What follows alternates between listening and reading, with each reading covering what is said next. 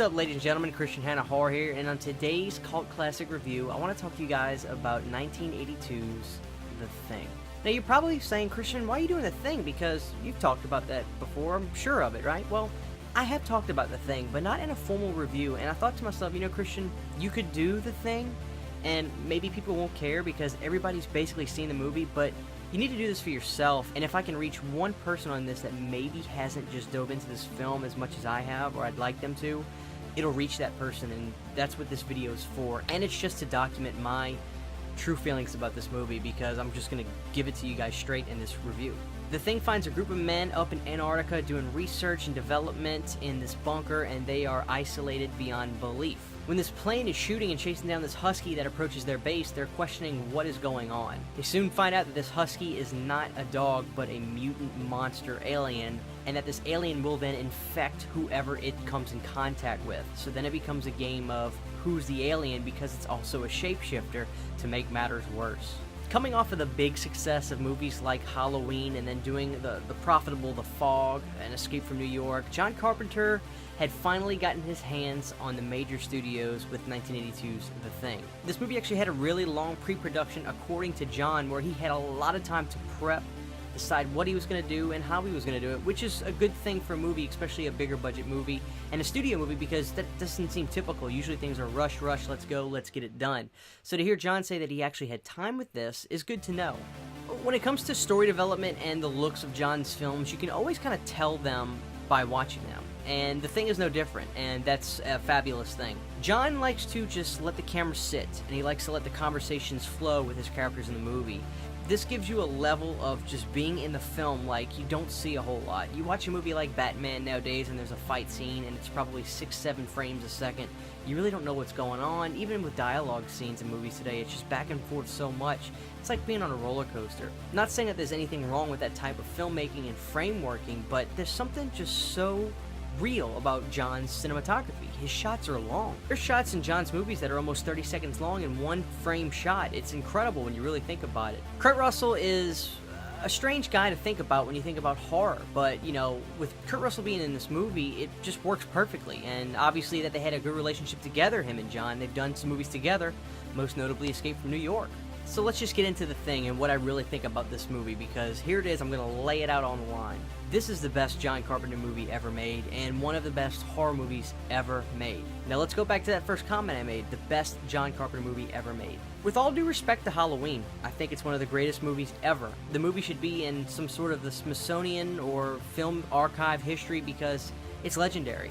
I lie to myself if I tell myself that Halloween is better. To me, and I say this with all due respect, when it comes to Halloween and The Thing, well, Halloween just seems like, and I'll quote Back to the Future 2, a baby's toy. I mean, The Thing is what true nightmares are made of. With me personally, a lot of times I think the realism and real horror is always better than fantasy or science fiction or outer world horror. That's not the case with The Thing. The Thing is what real nightmares are made of. And a lot of this credit has to go to two people. Dean Cundey with lighting and cinematography, and Rob Bottin with probably some of the best special makeup effects I've ever seen.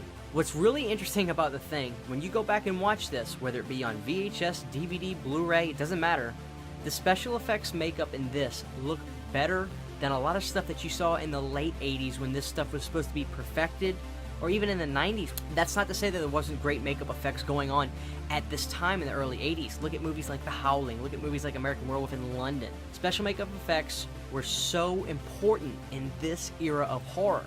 One thing also about The Thing that I've noticed is it almost seems like every time you watch it, you can find something a little bit new every time. There's a lot of crazy stuff going on in this movie. The transformations, you can't even really put them into words.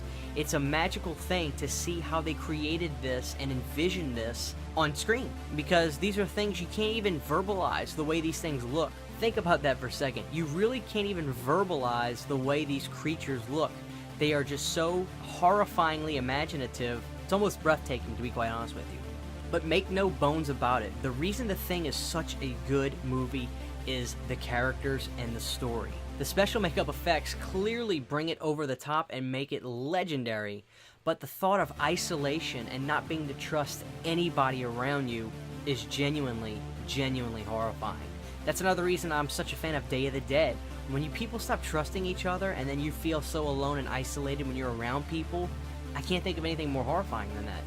Imagine being in a desolate area where this alien is taking over and you really have nowhere to go because you can go outside and freeze and die, or you can try to fight it out and stay alone in this building, in this bunker, and you have no idea if the guy across from you is actually an alien or not. This tension is built up to a part where they decide that they're going to try to heat the blood from a blood sample of everybody there to see if the alien would react. And sure enough, it does. It's one of the most horrifying and jaw-dropping scenes when we do find out who was in fact the alien at this point in time, because remember, if this thing touches you, it basically eats you and becomes you. What's interesting is that this movie is considered a remake. Now, the original was called The Thing from Another World, I believe, or The Thing from Another Planet, and that version is a lot more simplified. It's mostly more of like this singular Frankenstein monster, and I don't believe he changes much look either way. If memory serves, I think that John Carpenter's The Thing kind of follows more so of the original story arc. John Carpenter's made a lot of great films. Make no bones about that either, with Halloween being a strong number 2 in my opinion. Halloween is great and legendary, but The Thing, if I had to watch one John Carpenter movie the rest of my life, or show somebody a John Carpenter movie before Halloween, I'd show them this movie. And I would tell them, buckle up, because this movie is going to blow you away. And till this day, I can watch this movie once a week, and my jaw will still drop based off the things I see in this. It's truly, truly remarkable.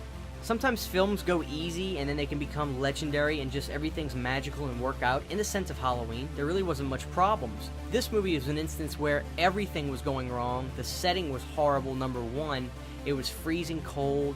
The prosthetics were lighting on fire. They had to redo shots. It was a nightmare, but it still came out on screen. So it's interesting how that dichotomy can happen, where things work out perfectly and everything's easy and everything looks great, and some things are just a nightmare to get on screen, but it still comes out just as good.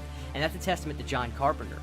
Another notable thing about this movie I want to bring up was that the box office sales weren't there. A lot of people attribute this to E.T. coming out around the same time, and while I wasn't there, it makes a lot of sense to me. I think people wanted a happy alien. The thought of an evil alien probably really did scare people. Now, the original Alien movie, Alien, obviously did very, very well, but I don't even think the Alien would match up against The Thing, and that's saying a lot. Of course, I'd love to know what you guys think about The Thing. Where does it fall in your ranking of John Carpenter movies, or just horror movies in period? What's your favorite memory of The Thing? Do you remember the first time you saw it? And any other thing you could think of about the movie you'd like to share. This is Christian Henna Horror. Please be sure to subscribe for more videos just like this. Be sure to hit the bell so you'll never miss an upload. Also, check out the Teespring. That link is in the bio below. Until next time, we'll see you guys later.